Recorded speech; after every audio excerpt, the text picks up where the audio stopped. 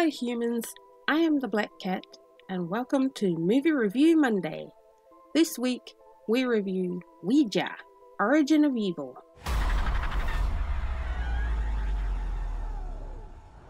Origin of Evil is an American movie that was released in 2016, directed by Mike Flanagan, written by Mike Flanagan and Jeff Howard, and stars Elise Basso as Lena Zander, Elizabeth Reeser as Alice Zander, and Lulu Wilson as Doris Zander.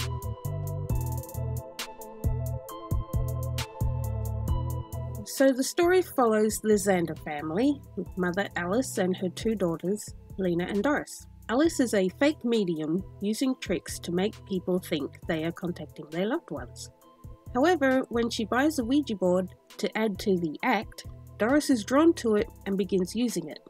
But for Doris, it's not an act. She uses the board in an attempt to contact her father, but instead contacts the ghost of an evil person and becomes possessed. Normally I try to avoid possession movies simply because they tend to be all the same. It's almost like there's a template for writing these movies and everyone just fills in the blanks with a different family.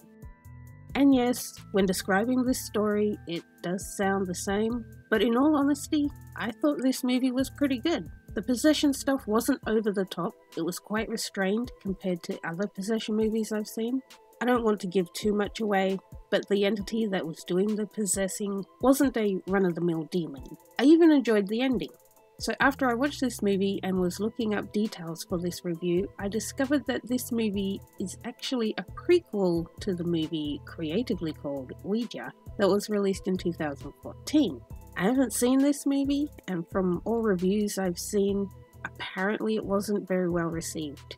However, even not knowing about that movie and just watching this one, I think Origin of Evil stands up well on its own. I think that probably knowing the story behind it before watching it would probably have made it less enjoyable. I like watching movies not knowing what's going to happen.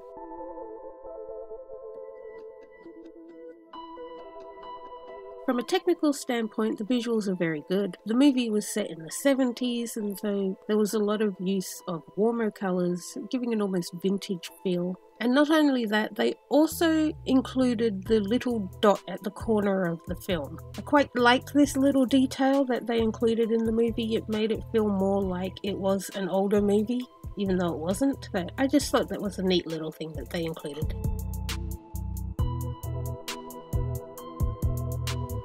The special effects were also quite good. Again, it wasn't over the top.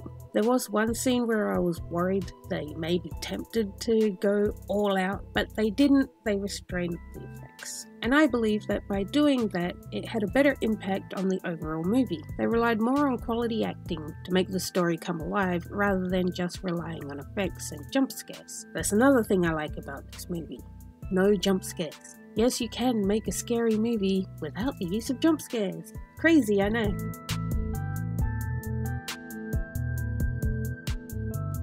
For my favourite shot, I wondered if I should show it or not because I don't like spoilers, but the fact that Doris gets possessed is kind of the selling point that was used for the whole movie, so I guess it wouldn't be a spoiler to show this. So my favourite shot in this movie is right at the end. Lena is in a hospital, the doctor walks past and we see a brief glimpse of Doris in the room with her. The doctor looks back and Lena is at the door, and then Doris is on the ceiling.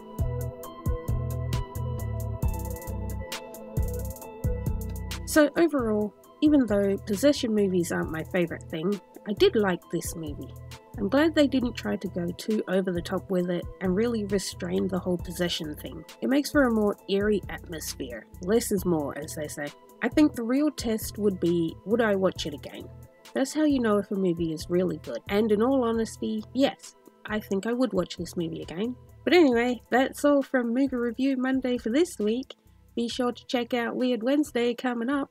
But now, let me know what you think of this movie in the comments, and I'll catch you next time. Bye!